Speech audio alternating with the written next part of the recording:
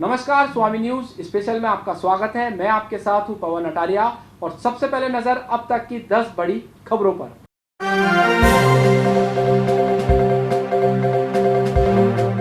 अजमेर जिले में आज फिर बड़ी संख्या में कोरोना पॉजिटिव मरीज सामने आए हैं। 13 कोरोना मरीजों में से 2 कार्डियोलॉजी विभाग में कार्यरत रेजिडेंट चिकित्सक हैं। मीडिया ब्रीफिंग के अनुसार पहला मरीज पार्श्वनाथ कॉलोनी निवासी 48 वर्षीय पुरुष, दूसरा मरीज आनंद नगर निवासी 30 वर्षीय महिला, तीसरा मरीज दौलतबाग निवासी 29 वर्षीय महिला, चौथा मरीज शांतिपुरा निवासी 29 वर्षीय महिला, पांचवा मरीज तोपदड़ा निवासी 35 वर्षीय महिला, छठा मरीज दिल्ली गेट निवासी 58 वर्षीय पुरुष, सातवां मरीज हरिभाऊ उपाध्याय नगर निवासी 58 वर्षीय पुरुष, आठवां मरीज आरपीएससी कॉलोनी निवासी 33 वर्षीय महिला, नवां मरीज पुष्कर निवासी 8 वर्षीय बालिका, 10वां मरीज पुष्कर निवासी 63 वर्षीय पुरुष, 11वां मरीज सूरजपोल गेट 52 निवासी 58 वर्षीय पुरुष, साथ ही 2 कार्डियोलॉजी विभाग में रेजिडेंट चिकित्सक। इस प्रकार मरीजों की संख्या बढ़कर 557 हो चुकी है। आज भी हमारे पास में काफ़ी बड़ी संख्या में पॉजिटिव पेशेंट आए हैं और दुख की बात यह है कि हमारे स्वास्थ्यकर्मी भी शामिल हैं। हमारे 2 रेजिडेंट डॉक्टर और 5 नर्सिंग स्टाफ अभी के जो लिस्ट है उसमें पॉजिटिव आए हैं और बाकी जो लोग हैं कुल मिला के इन सबको मिला के कुल 13 पॉजिटिव पेशेंट की रिपोर्ट हमारे पास अभी तक आ चुकी है और ये शहर के विभिन्न स्थानों से हैं, जैसे कि Shantipura, Anand Nagar, Haribhau Upadhyay Nagar, RPSC colony Jaipur road, Pushkar के 2 पेशेंट हैं, एक कोटी गांव से एक और पुष्कर के एक और हैं और एक पेशेंट सूरजपोल गेट ब्यावर का है जो कि पहले से बीमार होकर हमारे पास अस्पताल में था। जब हमने सोचा, हमको शक लगा तो कोविड टेस्ट कराया तो पॉजिटिव है। तो ये सारे पेशेंट हमने हमारे यहाँ शिफ्ट कर लिए हैं और इसके अलावा जो कुल मिला के अभी हमारे पास में 21 पेशेंट पॉजिटिव वार्ड में भर्ती हैं और 9 पेशेंट को हम कोविड केयर सेंटर में आज भेज रहे हैं। इस जो 21 पेशेंट है उसमें से 3 पेशेंट हमारे बाइपैप मशीन पर हैं और 6 पेशेंट हमारे ऑक्सीजन पर हैं। इस जो इसके ठीक अब नहीं बात 13 मैं बोल चुका हूँ।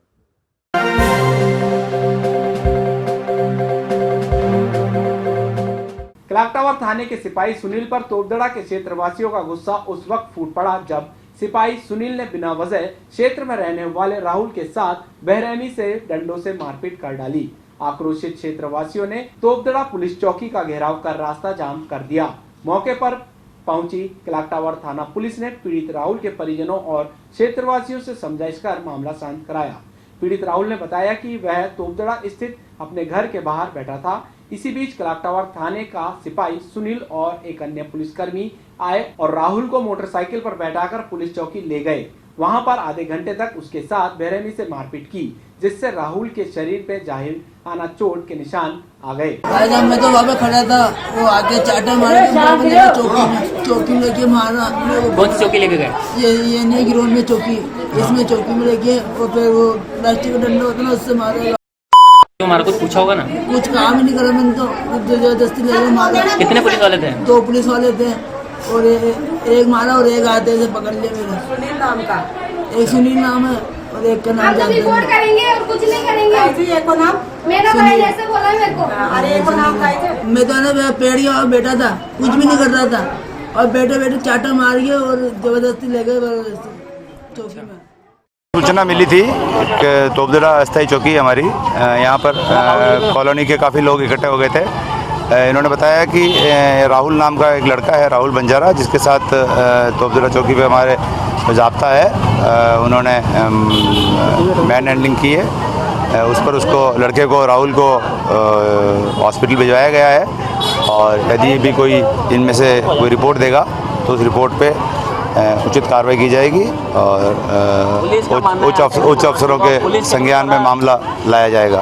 पुलिसकर्मी द्वारा कुछ ज़्यादा ही मारपीट करी गई, उसका मेडिकल करवा दिया जाएगा और जैसी भी कार्रवाई होगी, जो भी जांच की जाएगी, जैसे भी कार्रवाई होगी, यदि किसी की गलती है तो उसके विरुद्ध भी उच्चाधिकारियों को निवेदन किया जाएगा और अगर पीड़ित के द्वारा ऐसा कोई एक्ट था उसकी भी जाँच की जाएगी।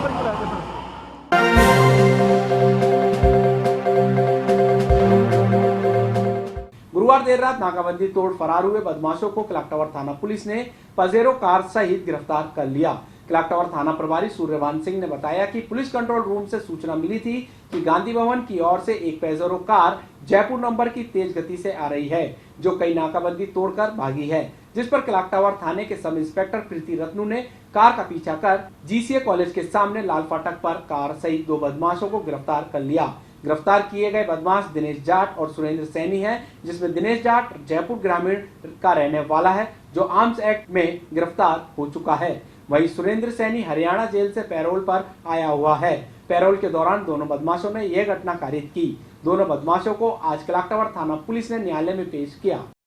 दिनांक 1 और 2 जुलाई की रात्रि को कंट्रोल रूम से इत्तला मिली थी कि एक पजेरो गाड़ी है, वो नाकाबंदी तोड़ते हुए क्लॉक टावर थाने की तरफ आ रही हैं। तब क्लॉक टावर थाने के बाहर और शहर के अन्य थानों में जगह जगह नाकाबंदी की गई थी इस गाड़ी की तलाश में।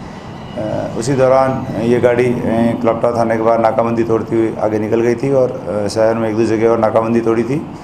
फिर उसके बाद इसको लगातार अभय कमांड सेंटर के माध्यम से और ट्रैक किया जा रहा था। तब ये गाड़ी पुनः क्लॉक टावर थाने के सामने से निकलती हुई जीसीए की तरफ गई थी और जीसीए से लाल फाटक की तरफ जाकर वहाँ गाड़ियाँ उसका थाने की मोबाइल जिसमें सब इंस्पेक्टर प्रीति रत्नू थी, उन्होंने उसका पीछा करके गाड़ी को रुकवा दिया था। गाड़ी में से 2 व्यक्ति निकल के भागे थे, जिनको पीछा करके पकड़ा गया था। उन दोनों व्यक्तियों को गिरफ्तार किया गया था, जिनका एक का नाम दिनेश सैनी है और दूसरे का नाम दिनेश जाट है और दूसरे का नाम सुरेंद्र सैनी है। तो उन दोनों को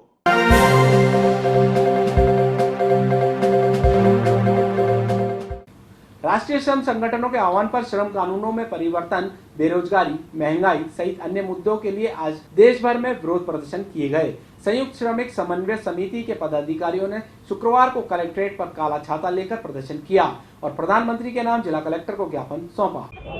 पिछले कुछ समय से देश के श्रमिकों के ऊपर इस तरह के नए नए कानून ला देने का काम किया जा रहा है कि जो हमें आज़ादी के बाद कुछ श्रमिक अधिकार ट्रेड यूनियन कानून के तहत मिले थे, उन कानूनों को भी हनन करने का काम किया जा रहा है। जो हमारे श्रमिक कानून हैं उनको बदलने का काम राष्ट्रीय स्तर पर होने का काम हो रहा है। जिस कानूनों के तहत हमें ट्रेड यूनियन अधिकार मिले हुए थे, श्रमिकों को नई यूनियन बनाने का अधिकार मिला हुआ था और अपनी बात कहने के लिए, नेगोशिएशन करने के लिए, हड़ताल के माध्यम से, बातचीत के माध्यम से अपने मुद्दों को सुलझाने का जो अधिकार मिला हुआ है, इन तमाम अधिकारों को हनन करने का काम किया जा रहा है।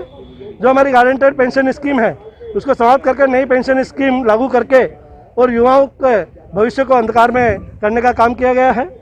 और विशेष तौर पर अभी कोविड के नाम पर जिस तरह के नए नए कानून लादने का काम किया जा रहा है, अगले 18 महीने की महंगाई भत्ते को फ्रीज करने का एक आदेश, काला आदेश जारी करने का काम किया गया है। इस तरह के आदेशों से तमाम देश के श्रमिक बहुत आहत हैं। अभी कोविड-19 की वजह से बहुत से गरीब लोग, निम्न और मध्यम वर्ग के साथी हमारे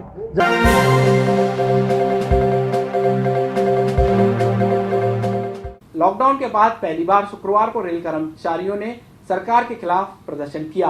उनकी नाराजगी सरकार द्वारा श्रम कानून में किए गए बदलाव को लेकर यूपीआरएमएस के बैनर तले रेल कर्मियों का प्रदर्शन संघ के केंद्रीय कार्यालय और रेलवे के विभिन्न कार्यालयों में हुआ।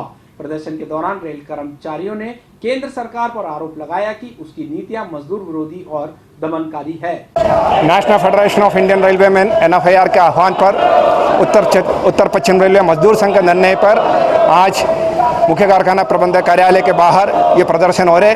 भारत सरकार द्वारा कोरोना महाकाल में अपना ड्यूटी का निर्वहन करने वाला रेल कर्मचारियों का, केंद्रीय कर्मचारियों को दिए पिछले आने वाला सालों के लिए तक फ्रीज करने का जो आदेश देकर, जो काला आदेश दिया है, उसको विरोध में एक करके भारतीय रेल को निजी हाथों में बेचने का जो योजनाबद्ध तरीके से जो भारत सरकार द्वारा जो कार्य किया जा रहा है, इसके खिलाफ पूरी कर्मचारियों को तैयार करने के उद्देश्य से पूरा भारत की जनता को कोरोना जैसे महाकाल में कि पूरी देश की ध्यान कोरोना बीमारी पे तरह केंद्रित हो रहे, उस आड़ में भारतीय रेल को निजी हाथों में बेचने का जो कार्य भारत सरकार द्वारा किया जा रहा है। अभी कल परसों में आप लोगों ने देखा होगा 100 नई ट्रेनों को निजी हाथों में देने का प्रस्ताव मांगा गया।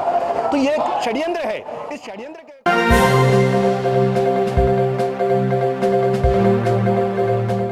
एनएसयूआई के छात्र नेताओं को पदयात्रा शुरू करने से पहले सिविल लाइन थाना पुलिस ने हिरासत में ले लिया।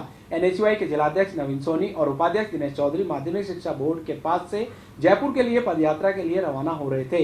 इस दरमियान सिविल लाइन थाना पुलिस मौके पर पहुंची और बातचीत के बाद पुलिस 2-3 पदाधिकारियों को थाने ले गई।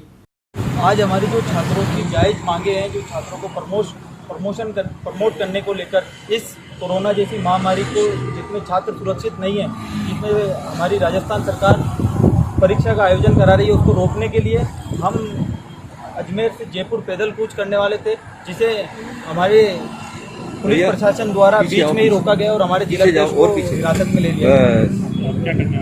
अब हम सभी छात्र एकत्रित होकर थाने जाकर हमारे जिलाध्यक्ष को सुनाएंगे और हम जरूर जयपुर।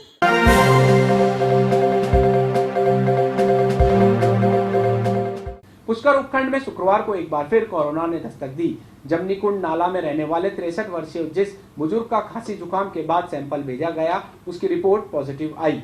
यह बुजुर्ग ब्यावर में जहां शादी में जाकर आया था, वहां भी कोरोना संक्रमित मिला है। वहीं अजमेर के जेएलएन अस्पताल में कार्डियोलॉजी में कार्यरत कोठी का जो 40 वर्षीय नर्सिंग कर्मी पॉजिटिव मिला था, उसकी 8 वर्षीय बेटी भी पॉजिटिव आई है। पुष्कर के जमनीकुंड रोड में आए बुजुर्ग के घर तुरंत मेडिकल टीमें पहुंची। मामला ये कि ये परसों सुबह राष्ट्रीय चिकित्सालय पुष्कर में दिखाने आए थे, खांसी जुकाम हो रहा था। कल ये वापस आए थे, मेरे को फीवर भी है, तो इनका हमने सैंपल लिया था। कोविड के सोचते हुए सस्पेक्ट केस मान के सैंपल लिया, जो आज रिपोर्ट में पॉजिटिव आए। इनकी पुरुष है और 63 ईयर्स के हैं।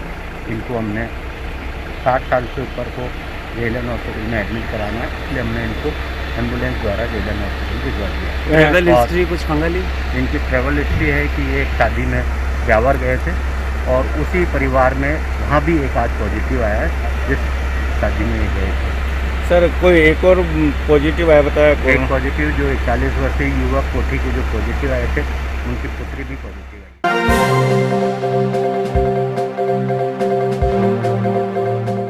पुष्कर फीडर सफाई अभियान में लगे गनाहेड़ा गांव के मनरेगा श्रमिकों ने कम मजदूरी मिलने पर गनाहेड़ा पंचायत कार्यालय का घेराव कर अपनी पीड़ा जाहिर की। श्रमिकों ने बताया कि उन्हें 220 रुपए मजदूरी पर रखा गया था, लेकिन खाते में 134 रुपए ही आए। मामला बढ़ने पर पुष्कर पुलिस भी मौके पर पहुंची। पंचायत प्रसार अधिकारी सत्यनारायण कच्छावा ने बताया कि श्रमिकों की पीड़ा से उच्च अधिकारियों को अवगत करा दिया है। पुष्कर फीडर में नरेगा काम कर रहे थे और हमारे 5 मेटों की लेबर चल रही थी। 5 मेटों में से 2 मेटों के 216, 200, 180 रेट आई है और हमारे जो 3 मेट थे उनके 134 रुपये रेट आई है, जबकि हमारा पूरा नाप निकाला हुआ है। यहाँ एलडीसी ग्राम सेवक सरपंच साहब से बातचीत होती है तो वो बोलते हैं इनकी जिम्मेदारी है, एलडीसी की है, जैन साहब की है, ग्राम सेवक की है। फिर एलडीसी वो जैन साहब बोलते हैं हमसे गड़बड़ हो गई। ये गड़बड़ की बात बोल के फिर बोलते हैं मतलब कि क्या हम पैसा कम पड़ गया इस बार, तो अगली बार एडजस्टमेंट कर देंगे। तो हम बोलते हैं भाई हमको बताओ कैसे एडजस्टमेंट करोगे, तो उन्होंने कोई संतुष्ट जवाब नहीं दे पाए हमारे को और हमें उसी शिकायत लेके यहाँ पंचायत आए हैं और धरना प्रदर्शन दे रहे हैं। यहाँ पे कितने की रेट मिलनी चाहिए थी आपको? रेट मतलब 220 की तो रेट है नरेगा की, मतलब कम से कम 200 तो मिलना ही चाहिए। मतलब उससे 134 रुपये हमारी रेट आई है। सरकारी अफसर नाप पूरा निकाला हुआ है। जैन साहब एलडीसी को सबको बोलते हैं आप चलो नाप करो, लेकिन वह कोई पैर रखने के लिए तैयार नहीं है, हमारे साथ नहीं चलते हैं। नाप हमारे पास बैग में अभी भी लिखा हुआ है, हमने खुद ने नाप करा है। हम खुद नए मेट बने अभी, और जो पुराने मेट चल रहे हैं 15 सालों से, उनकी लेवल में पूरी फर्जी हाजिरी।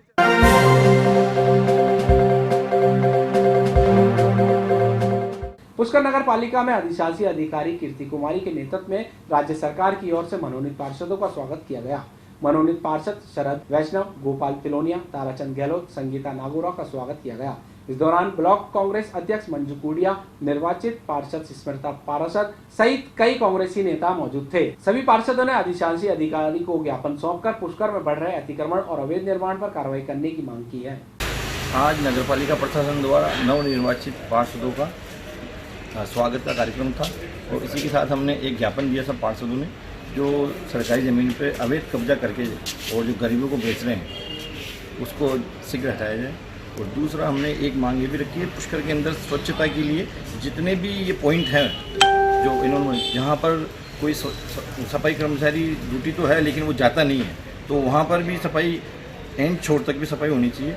और दूसरा यहाँ पर हाई मार्क्स जितनी भी है ये सब बंद पड़ी है और इनके महीना जो ठेकेदार है वो उठा रहा है, उसको चालू कराने की मांग है।